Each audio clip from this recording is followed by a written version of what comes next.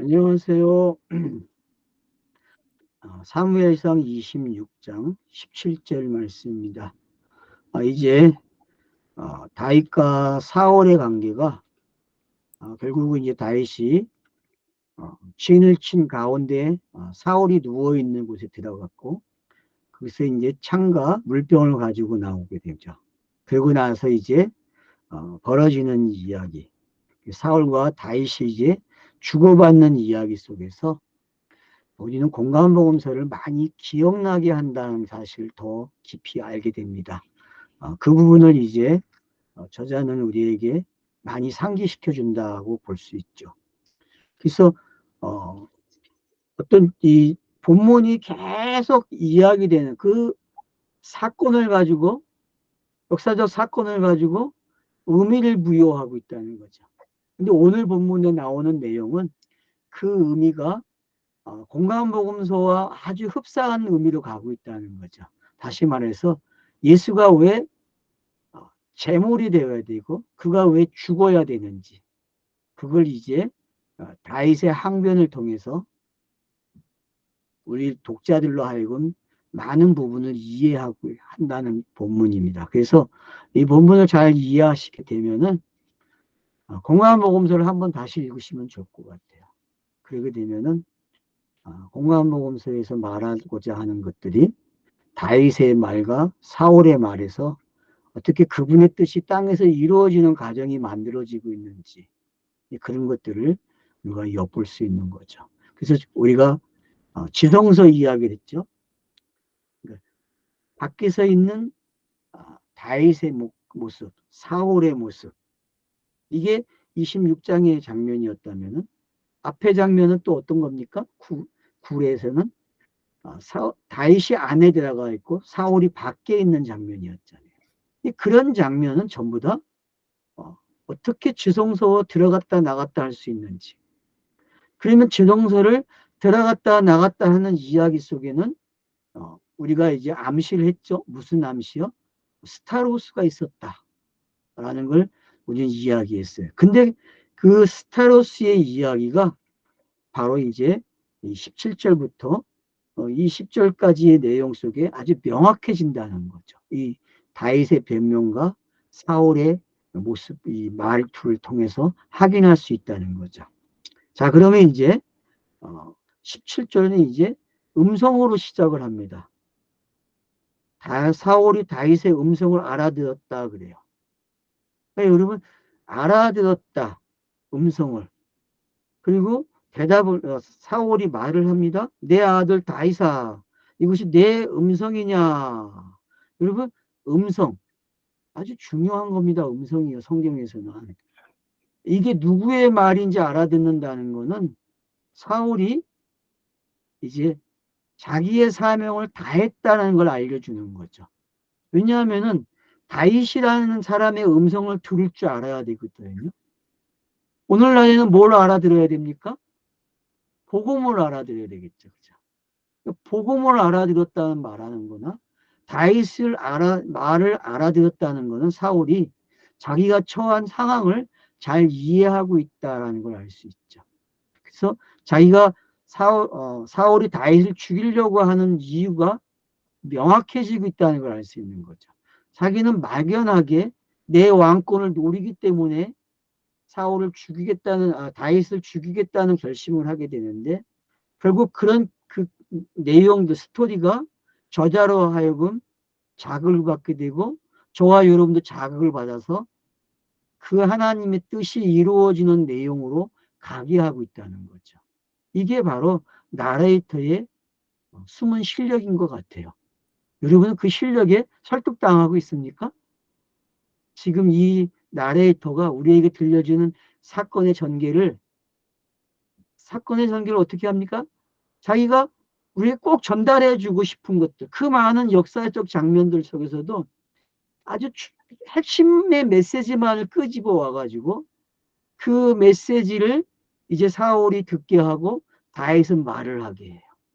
그래서 그 하나님이 우리에게 땅에 주고 싶은 말, 그 복음의 내용을 듣게 한다는 거죠. 그러니까 이 음성이라는 것은 매우 중요한 거죠. 이 음성이라는 단어가 뭡니까? 히브리어도 콜인가요? 콜이 맞죠? 제가 아마 얼핏 보기에는 콜로 봤는데. 자, 그래서 이제 1절, 17절에 3번 나와요. 이 음성이라는 단어가. 그러니까 여러분, 많이 나오는 단어가 중요해요. 많이 나오는 단어. 자, 그런가 보세요, 이제. 또 이르되, 내 주는 어찌하여 주의 종을 쫓으시나이까? 내가 무엇을 하였으며. 자, 내가 무엇을 했습니까? 자, 그 다음에 뭐예요?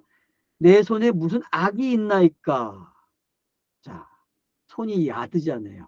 그러니까 이 손으로 내가 뭘 했기 때문에 내가 당신에게 추격을 받아야 합니까? 내가 무슨 죄가 있습니까? 나를 왜 쫓으십니까? 자, 율법은 이 땅에서 계속 누군가를 쫓아가고 있어요. 그죠? 성경을 읽는 독자들을 계속 쫓아오고 있죠. 율법이요. 율법이 하는 일은 계속 누군가를 쫓아가는 거예요. 그래서 결국은 쫓아가다 보니까 딱 꼬링하는 데가 있어요. 거기가 어딥니까? 바로 나사렛 예수죠. 인자를 만나게 된다는 거죠. 그래서 그 인자를 쫓아가는 방법이 여기에 나와 있는 단어예요. 지금 다윗이 말한 거죠. 아, 주의 종을 왜 쫓나이까? 내가 무엇을 했으며 내 손에 무슨 악이 있나이까?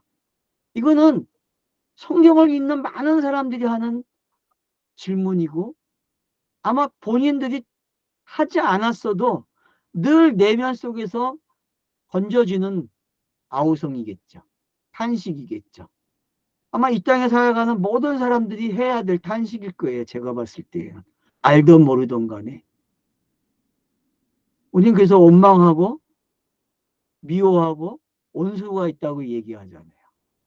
그런 모든 것들이 바로 이런 장면과 흡사하다는 거죠. 그러니 여러분들이 이제 공간 복음에서 이런 내용을 찾아보세요. 자, 예수를 쫓아다니고 있는 자들. 예수가 또 그들에게 정면으로 돌파할 때의 장면들. 그리고 또 숨어버리는 장면들. 그리고 때가 되니까 아예 그냥 정면 돌파하고 그래서 호산나 호산나 다윗의 자손 예수여라고 우리 빨리 구원하소서 하잖아요. 아이들이 찬송을 부르잖아요. 그런 모든 배합된 장면들을 우리가 가지고 있을 때에 지금 여기서 만들어지고 있는 이 17절과 18절의 내용이 이제 19절에서 더 빛난다는 걸 알 수 있어요. 19절은 이제 다윗이 정확하게 말을 합니다. 원하건대 내 주 왕은 이제 종의 말을 들으소서.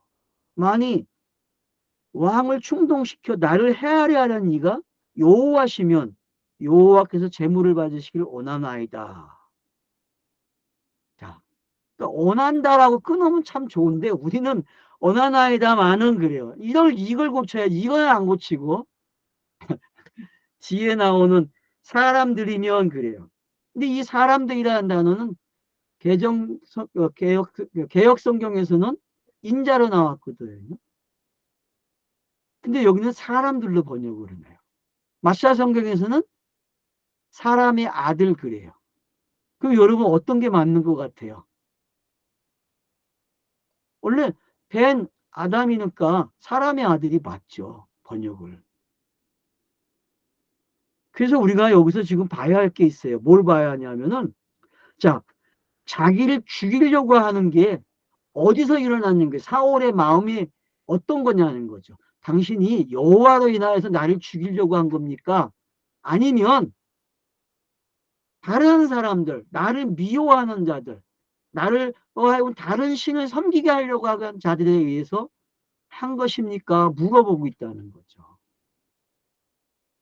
자, 이거는요, 저와 여러분이 분명히 파악하고 가셔야 돼요, 이 본문은. 저 이 본문 가지고 상당한 시간을 보냈어요, 어저께부터요. 이 19절을 가지고. 결국은 두 가지 이야기입니다. 자, 나를 죽이려고 한 행동이 당신은 무엇을 가지고 한지 아십니까? 라고 물어보는 거죠. 자, 사울이 다윗이 물었어요. 자, 당신이 한 그 행동이, 그 충동이 일어난 것들을 하게 한 것들이 누구로부터 시작됐습니까? 누구로부터? 자, 여호와입니까? 그럼 그분은 미나, 소재를 받기를 원합니다. 그렇게 번역을 하거든요. 그래서 소재예요, 여러분, 미나가. 이 소재 받으세요. 소재의 한기를 받으세요. 그분이 한 거라면. 근데 그분이 아니라면은, 사람의 아들들이 했다면은, 재밌잖아. 여기 왜 또 사람의 아들로 나올 거야? 사람들의 번역한 이 사람의 아들들이 여호와 앞에서 저주를 받으리니 이는 그들이 이르기를 너는 가서 다른 신을 섬기라 하고 나를 쫓아내어 여호와의 기업에 참여하지 못하게 함이니이다. 자, 여러분 둘 다 예수에게 해당이 되는 말입니까?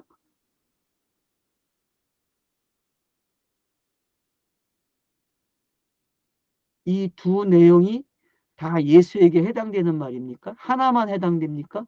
아니면 어느 걸 선택하실래요? 공안모검서를 잘 기억해내셔야 한다는 거죠. 그러기 때문에. 저는 이 둘을 다 선택하고 싶어요. 두 면이 다 있거든요. 두 면이. 자, 앞에 거부터 한번 봅시다요. 자, 충동시켜 나를 해하려니가 여호와시면 여호와께서는 재물을 받으시길 원합니다. 자, 그럼 요 사울을 통해서 나를 죽이려고 한 분이 여호와라면은 재물을 받아야 하는 거예요. 자, 그리고 직선적인 표현이죠. 예수에게는요. 그죠? 당신 재물이 되어야 합니다. 그죠? 당신 재물 되는 게 맞죠? 그러니까 사울이 다윗을 추적하는 게 맞는 그림으로 비춰질 수 있어요. 하나의 측면이 보여진 거죠. 또 하나의 측면을 보세요. 그 다음 측면이 뭡니까? 자, 만일 사람의 아들이면 그들이 여호와 앞에 저주를 받으리니. 자, 사람의 아들이면 저주를 받는데요. 자, 인자.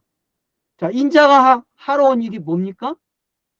공안복음서에서는 저주를 받으러 온 거잖아요, 여러분. 근데 신학자들이 인자를 연구할 때에 이 본문을 사용하지 않아요. 단지 다니엘서 8장에 나오는 인자를 가지고 추적을 해가요. 근데 이미 다윗과 사울의 이야기 속에, 다윗의 고변 속에 인자라는 단어가 사용이 되고 있다는 거예요. 그래서 외래 옛날 버전이 훨씬 나은 거죠. 개역 개정보다 개정 성경이. 개역 성경이. 목사님 한번 개역 성경을 좀 읽어주실래요? 19절 청컨대 내 주 왕은 이제 왕의 말을 들으소서. 만일 왕을 격동시켜 나를 해하려고 하는 이가 여호와시면 여호와께서는 제물을 받으시기를 원하나이다마는 만일 인자들이면 그들이 여호와 앞에 저주를 받으리니 이는 그들이 이르기를 가서 다른 신들을 섬기라 하고 오늘날 나를 쫓아내어 여호와의 기업에 붙지 못하게 함이다. 예. 그러니까 뒤에 나오는 문장과 앞에 나오는 문장이 결합된 문장으로 볼 수 있다는 거죠. 공간복음서에서는. 이 두 내용이 예수의 공생애 속에서 인성과 신성이 뭔지 설명되고 있다는 거죠. 인성은 어떻게 해요? 저주를 받는 거죠. 그죠? 맞죠? 그 인성이 저주를 받게 되면은 여호와께서 향기를 받아요, 안 받아요? 받으시는 장면이 만들어지는 거잖아요. 그러니까 둘이 합쳐져야만 하나의 내용이 되는 거예요. 이 본문의 내용이. 그러니까 사울이라는 사람이 쫓아다닌 이유를 다윗이 이거와 이걸 가지고 설명을 했어요. 이게 여호와께로 왔다면은 이거는 여호와께서 받으실 제물입니다. 그러나 인자의 아들들을 통해서 나타났다면은 그거는 목적이 있는 거죠. 왜요? 다른 신을 섬기게 하는 거죠. 다른 신. 그 여기서 말하는 다른 신이 과연 뭔가에 대해서 우리는 생각해 봐야 된다는 거죠. 우상을 말하는 겁니까? 여러분, 십계명에 나오는 우상에 관계된 1계명과 2계명을 우리가 잘 배워야 합니다. 1계명과 2계명을 모르면요, 흔히 우리 주변에 나온 이방인들이 만든, 뭐 샤머니즘이 만들어 놓은 그런 걸 우상이라고 생각하고 있어요. 다른 신들이라고 생각하고 있어요. 그러나 여러분, 성경에서는요, 다른 신이 뭔지 알아야 돼요. 다른 신이 과연 무엇일까요? 다른 신은요, 그리스도예요, 그리스도. 이해가 되십니까, 여러분? 예수에서 그리스도로 넘어가는 이야기를 이렇게 표현했다고 저는 보고 있어요. 그러니까 우리가 기존에 가지고 있던 개념으로 하나하나를 뜯어놓고 읽게 되면요, 실수할 수 있다는 거죠. 그러나 이 19절을 우리가 좀 더 잘 볼 수 있다고 생각하면요, 보이게 돼 있어요.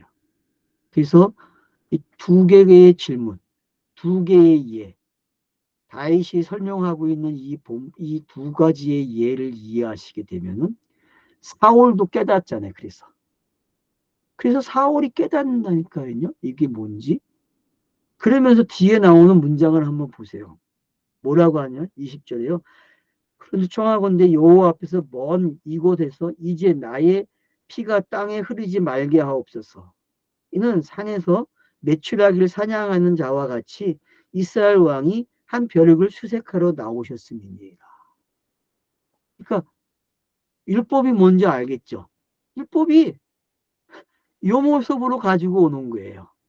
그러니까 저와 여러분이 어떤 추격을 받고 있고 계속 추격을 받고 있어요. 성경을 읽으면 읽을수록 이 추격이 늦춰지지가 않아요. 더 빨라져요. 성경 읽기가 계속 대명될수록 더 빨라진다니까. 왜 빨라집니까? 이 추격에 잡혀야 할 것이 있기 때문에 그래요. 구약이 신약을 계속 추적해 오거든요. 문자가 진리를 계속 추적해 오고 있어요. 그게 성경의 기록 방식이잖아요. 성경은 성경을 해석한다고 했잖아요. 그 말은 추적하는 자가 계속 추적을 해오기 때문에 그래요. 자기의 본래의 모습이 드러나게 하는 거죠. 그 추격하는 자가 그 잡고자 하는 걸 잡게 되면은 성경이 완료가 되는 거죠. 그러니까 여기 나왔잖아요. 메추라기를 사냥하는 자가 같이 지금 나를 벼룩 쫓는 것처럼 쫓고 있다라고 이야기하잖아요. 그러면 여러분 벼룩이라는 게 어떤 건지 아십니까? 벼룩 하나를 잡기 위해서 여러분 예수를 잡기 위해서 얼마나 많은 인간들이 동원됐는지 아십니까? 정탐꾼들이 있고요. 마찬가지네. 이 본문 안에서도 지금 몇 명이 동원됐습니까? 3,000명, 2,000명이 계속 동원되고 있잖아요. 숫자가. 구약이라는 문자들이 예수를 계속 추적하는 거예요, 여러분. 뭐와 같이? 메추라기와 같이. 벼룩같이 추적을 당한다니까요. 그럼 추적 당하는 게 맞죠, 여러분?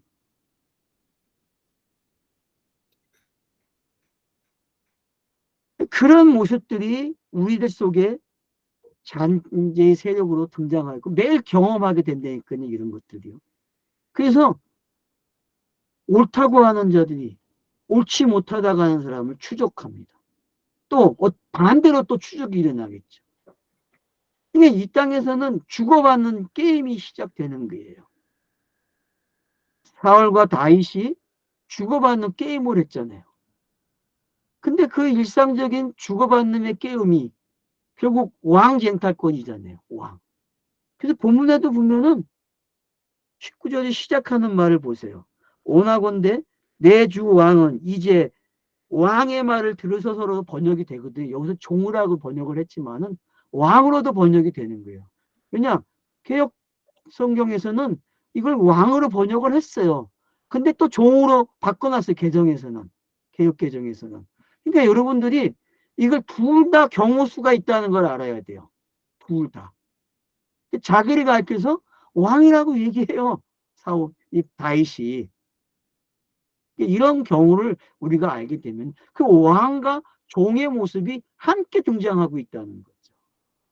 히브리어가 이 양면성을 어떻게 단어를 가지고 있는지 알게 되면은 결국은 인성의 모습이 어떤 거고 신성의 모습인지 알게 되죠. 그게 인자가 가지고 있는 모습이잖아요. 그래서 다니엘서서는 어떻게 보면은 이 인자를 명확하게 해준다고 봐야 돼요. 그래서 여러분들이 다니엘서 8장에 나오는 16절 이하에 있는 본문을 좀 참고해 주셔야 합니다. 그래서 인자를 이해하시게 되면은 공간복음서가 빨리 읽어지죠. 왜요? 양성을 알기 때문에. 인자는 제가 그렇지 정의를 내렸잖아요. 인자는 뭐라고요? 성경에서 말하는 인자는 인성과 신성을 가진 걸 인자라 그런다. 그러니까 다시 말해서 구원의 조건을 가지고 있는 사람이죠. 다른 사람을 구원해 줄 수 있는 조건을 가진 사람을 인자다 그렇게 이야기하는 거죠.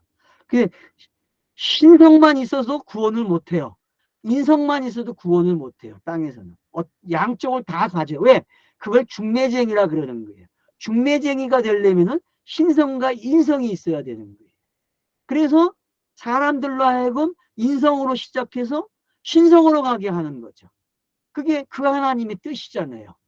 이 6이 0이 되는 이야기가 어떤 건지 저와 여러분이 아시게 되면은 이 지금 19절에서 진행되고 있는 17절에서 20절까지 진행되고 있는 이 내용이 명확해진다는 거죠. 번역은 좀 뉘앙스가 다르게 같지만은 저와 여러분이 이걸 따지고 언어를 분석해 보면요. 충분히 이해가 되는 내용이 됩니다. 솔직히 누아라는 번역도 하지 않았어요. 다 생략해 봅니다. 미나 다음에 누아가 나오거든요, 여러분. 언어에서는. 재물을 받으십시오라는 그 향기. 원래 번제물, 소재, 태워놓은 거는 다 뭡니까? 다 냄새를 맡는 거잖아요. 향기를 맡는 거잖아요. 어떤 재물이든 간에. 그게 성령이라니까, 여러분. 이해가 되십니까? 그게 누아예요, 여러분. 번제에도 뭐가 있어야 돼요? 재물만 가지고가 안 돼요. 노하우가 있어야 향기가 날아간단 말이에요. 복음이 우리가 말하는 이 복음이 왜 향기가 되냐면 편지가 되냐면은 그건 뭐예요? 바로 노하우가 있기 때문에 그래요. 성령으로 말을 하기 때문에 그렇단 말이에요. 지금 시대는 그래서 우리는 재물이 필요가 없고 향기가 필요 없어요. 그냥 말을 하면 복음을 말을 하면 어떻게 돼요? 그냥 메시지가 되는 거예요. 복음이. 그래서 왜 음성으로 시작했는지 이제 좀 이해가 되죠? 본문이. 예? 본문이 이 음성이라는 단어가 17절에 3번 나오잖아요. 자, 그래서 이제 17절에서 20절까지의 내용은 좀 정리가 됐어요. 자, 그러면 이제 20절부터 마지막 절까지 한번 봅시다. 사울이 내가 범죄하였도다 그래요. 자, 사울이 범죄했다고 자백을 합니다. 왜요? 죽이려고 한 게 뭔지 알게 되는 거죠. 죽이려고 하는 게.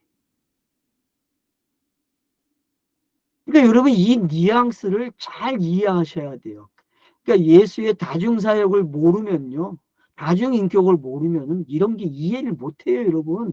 그냥 이놈이 그냥 뉘우치네 이 정도로 끝나죠. 근데 이 사울이 이르되 내가 범죄했다라고 말하고 있는 거는 지금 뭐라고 했어요? 여기 19절에 한번 보세요. 나를 해하려 하는 이가 여호와시면 만일 사람들이면 그들이 여호와 앞에 저주를 받으리라고 했어요. 그러니까 이런 내용들과 이 내용이 어떤 건가를 여러분들이 찾아보시게 되면 정확히 안다는 거죠. 내 아들 다이사 맞죠? 사람의 아들이 누구예요? 다이시잖아요 지금요. 벤의 아들. 네? 아닙니까? 내가 오늘 내 생명을 귀하게 여겼은즉 내가 다시는 너를 해하려 하지 아니하리라. 내가 어리석은 일을 하였으니 대단히 잘못되었도다. 하는지라. 그래서 율법의 정체성이 드러나면서 율법이 어떻게 복음으로 넘어오는지를 설명해 주고 있는 거죠. 이 사울의 이 고백은 상당한 고백이라는 걸 알고 계셔야 돼요. 이게 오늘날 말하는 회개와 같습니까? 교회가 매번 예배할 때에 네? 회개하잖아요. 또 본인들이 회개를 하잖아요. 여러분 그 회개하고 지금 사울이 하는 다윗의 앞에서 회개하는 게 어때요, 여러분? 어떻게 더 진정성이 있습니까? 여러분 이 나레이터가 그런 진정성을 깨달으라고 해주는 겁니까? 아니잖아요. 지금 이 본문 속에서 이 사울이라는 사람이 말하고 있는 이 단어들 하나하나를 갖다가 본간복음서에서 예수의 사역 속에서 이게 어떻게 등장하고 있는지를 보라는 표현이잖아요. 우리 그렇게 가야 됩니다. 성경 읽기를.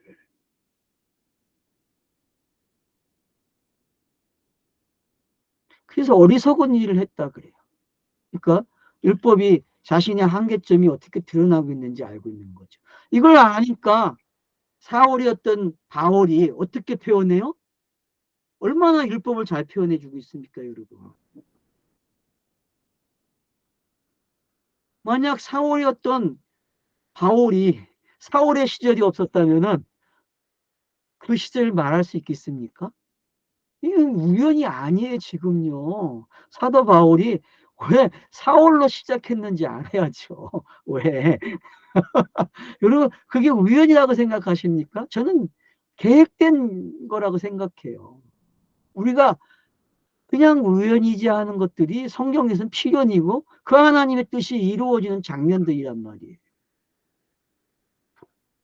복음이 뭔지를 설명하는 도구들이 되었단 말이에요. 그러니까 우리가 시선을 어떻게 바뀌어야 되는지만 본인들이 아시면 돼요. 어떻게 수정이 되고 가고 계십니까?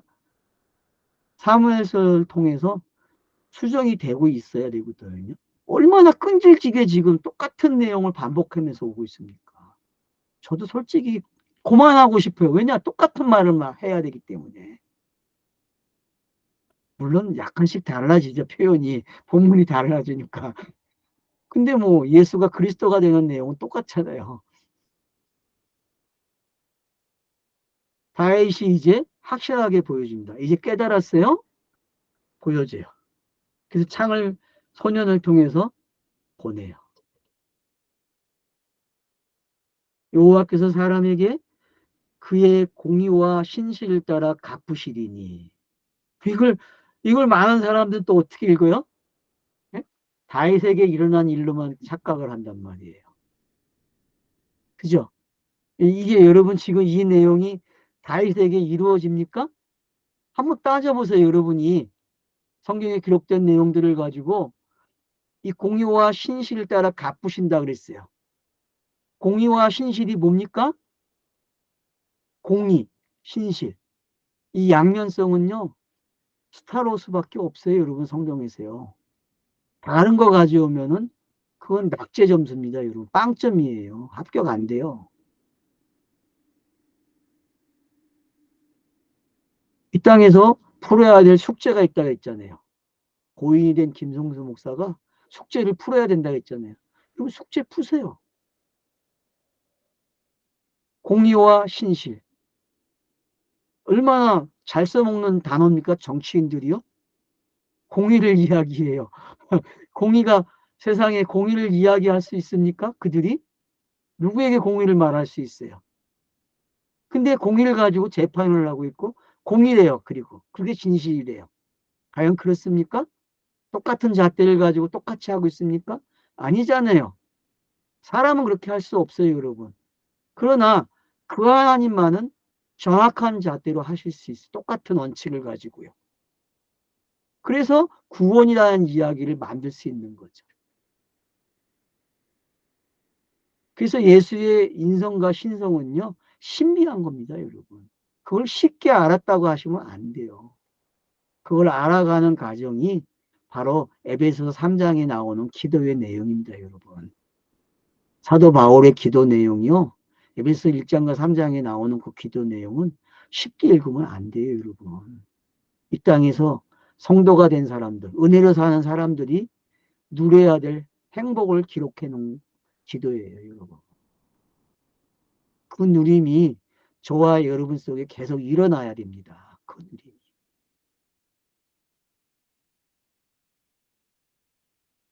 이는 여호와께서 오늘 왕을 내 손에 넘기셨으되 나는 손을 들어 여호와의 기름 부음 받은 자를 치기를 원하지 아니하였습니다. 그러니까 이걸 여러분이 배우셔야 돼요. 인성과 신성이 이제 뭔지 알겠죠? 인성과 신성을 여기서 배우셔야 돼요. 인자가 뭔지를 정확하게 여기서 배워야 공간복음서가 아주 재미나게 읽어집니다.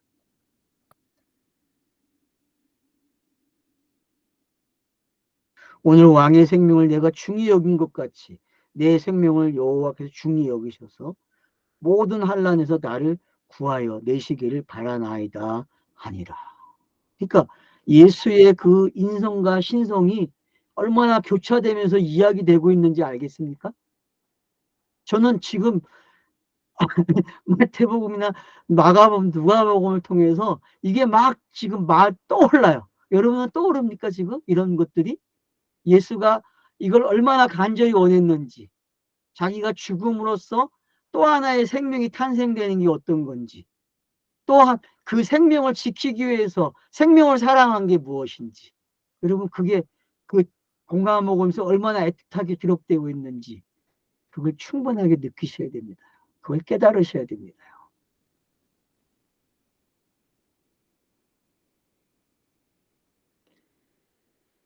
사울이 다윗에게 이르되 내 아들 다윗아 내게 복이 있을지어다.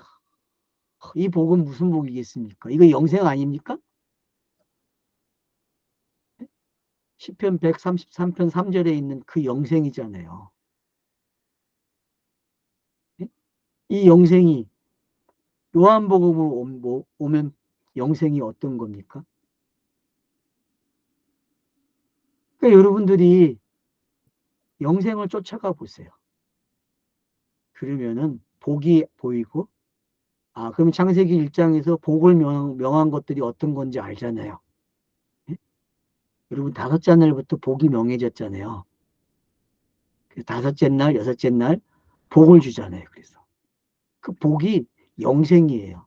그럼 영생이 뭡니까? 하나님의 형상 아닙니까? 하나님의 형상. 아담. 2장에서 그걸 아담이라고 했잖아요. 오늘 19절에 나온 그 아담 아닙니까? 아담, 아들. 아담과 벤이라는 단어. 그래서 그게 모아지면 인자가 되는 거예요.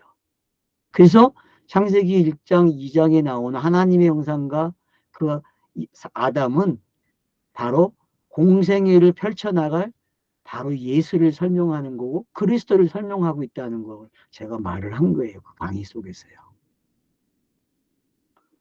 그러니까 여러분들이 창세기 강의를 진짜 잘 들어주셔야 됩니다. 그러면서 지금 이 하고 있는 이 본문들을 가지고 창세기도 가셔야 되고 마태복음, 로마서 이런 거 다 가보셔야 돼요. 그래야만 율법이 뭐고 복음이 뭔지 정말 가슴속에 잘 새기면서 영생을 누리는 이 땅의 삶이 됩니다. 여러분 영생을 누리는 삶이십니까? 아멘이시죠? 네, 감사합니다.